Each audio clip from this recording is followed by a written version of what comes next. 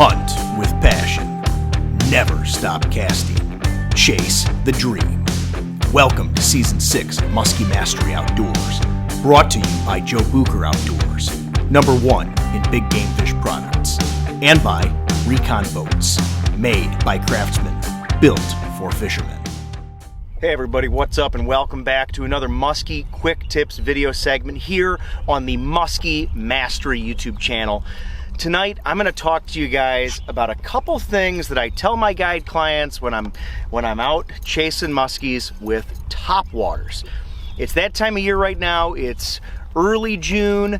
The baby geese, the baby ducks are popping around along the shoreline, and the top water bite is just getting started for us here in northern Wisconsin. So, a couple quick tips with regard to top water fishing. I guess let's first just talk about the equipment. Fishing this on a long rod. This is St. Croix Legend Elite 8'6" tonight. You want a super braid. This is 80-pound test JBO Beast braid.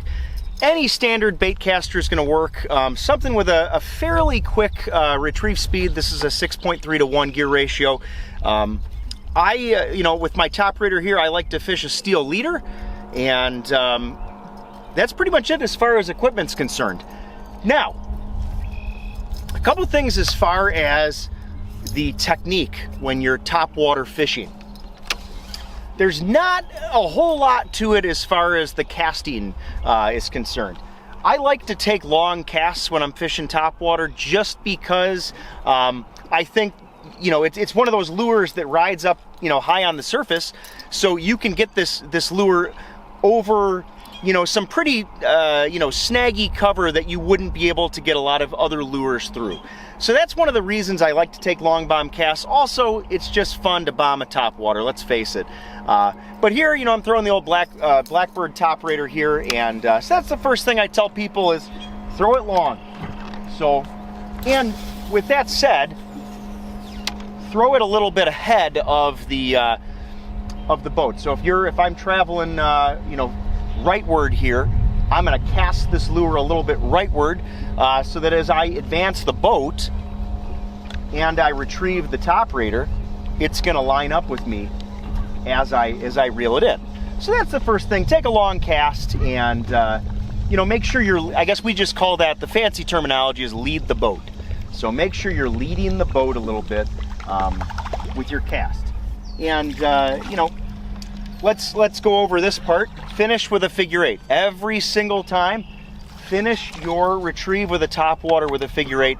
Every lure that we fish in the musky world, we want to finish with a figure 8 of some sort. Now, do you go on the surface with your figure 8 or do you go underwater? That's a personal preference. I think that, I like to emulate the natural forage of the muskie, whether that be a muskrat or a duck or a baby loon or a snake or something.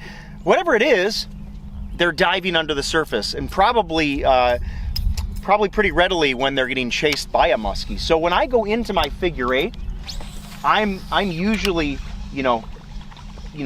submerging my rod tip well before this lure gets to the boat, and I am finishing my retrieve with a figure 8 under the water. So subsurface figure 8 with the top water. That's pretty important. Now, retrieve speed's another one that I like to talk to folks about. How do you know how fast to crank your TR or whatever top water you're fishing? Generally speaking, you got to let the fish dictate that speed. But a lot of times I start, clients off with this general rule of thumb of this is too slow and this is too fast. So there's a certain noise that I like with my top raiders. I generally call it medium hot, but regardless of what that speed is, you want to test different speeds throughout the course of the day and see what works. And once you raise a fish, or once you find a little interest with a certain speed, then tweak it from there. But regardless, you want to mix it up. If the water's cold, you might want to slow it down, etc. One thing though that you do want to think about when you are retrieving top water, just like you would a bucktail or something like that, is to burst it. So, and this is real subtle, by the way. I'm not talking like this. I'm talking, you know, just pop it every once in a while. Just give it a little bit of a, just give it a little bit of something there to kind of change the cadence up. And that goes as well for when you've got a muskie following this. When you see that big wake behind the bait, I do like to cat and mouse the muskies a little bit. Cat and mouse is a general term when you're topwater fishing for speed up, slow it down. You don't want to overdo it, but I do like to kind of vary that cadence of it with anything I'm fishing, whether it's a crankbait, a bucktail, a topwater. But definitely for topwaters, I like to change that speed just periodically throughout the retrieve. And you know, it's kind of noticeable because, like I said, you know, we're bombing these TRs out there. Over the long cast, you know, you are going to have plenty of time to change that speed up. So something to think about there. The biggest thing, though, that we want to talk about right now is, well, how do you prepare? How do you position your body for fishing topwater? So the first thing I tell folks is simply start by keeping your rod in the downward position. By keeping your rod down versus up, so this might be like up, you know. By keeping your rod in a more downward position, what this allows you first is just it's a little insurance policy, where if a muskie swats at this thing, you know, see, I wanted, maybe I was a little nervous there, and I reacted. Well, because my rod's low, when my nerves get the best of me, I'm not going to jerk the bait out of the water or jerk it out of the muskie's, you know, path of vision or path of sense, where, you know, as the muskie's chasing your lure, you know, keeping your rod low allows you a little bit of forgiveness if you mess up. The second thing, the second reason I like to keep the rod low is because I'd rather be late on the hook set. So keeping the rod in the downward position also, you know, it slows my hook set down. You know, again, if I was fishing a blade, you know, I've probably got my rod more parallel to the surface for an instant response. But with topwater, I don't want instant response, because we all know what happens when you see the first splash or the first, you know, dorsal fin come up, and you get agitated.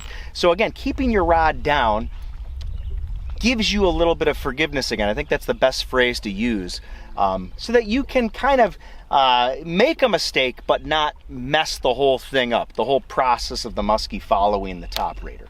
So that's something important to think about. And the other thing that's really important, you know, keep the rod down, keep your cadence. I shouldn't probably tell you to cat and mouse the TR too much. When a muskie's following, I generally keep the rhythm and the pace pretty, you know, within reason. I don't mess with it too much. But here's one of the big things is when a muskie grabs the TR, or when the muskie's following it, what's your mentality? So here's what I think about, outside of keeping the rod tip down. When I'm cranking this TR in and there's a muskie following it, my thought process goes as follows: keep the pace, eat it, come on, keep the pace. And the whole time I'm saying to myself, rod down, and don't move that rod until when? Well, that's the big question, okay? Don't move the rod when. How do you set the hook? My old style of thought was wait till you feel the weight. So wait to set the hook until you feel the weight of the fish. That's not wrong, but it's a little ambiguous. Like, what does that mean? How do you feel the weight of the fish? The best way I describe this to folks now is to don't set the hook until your reel handle stops moving. When this reel handle stops, the muskie's got this in its mouth. I mean, when that muskie's pulling this thing, and it grabs it, and your handle stops moving, it's time to react. It's time to set the hook. So that's I think the best way I describe it to folks now. That's the best way I talk to myself when I'm fishing topwater, is I just say, okay, you know, I'm gonna keep this train a coming until my reel handle stops moving. Because once I, you know, if the reel handle stops, the muskie's got to have it in its mouth. And if the reel handle doesn't stop moving, then it's not time to set the hook. Plain and simple. Coming into the figure 8 here, you want to figure 8 that top water again, just like you would a bucktail. Once I go into my figure 8, all of the same figure 8 you know, basics apply to me with regard to, you know, speeding up through the middle of the figure 8, maybe slowing down on the outside, changing your you know, your vertical depth and things like that, changing your speed in the figure 8. So all those things apply.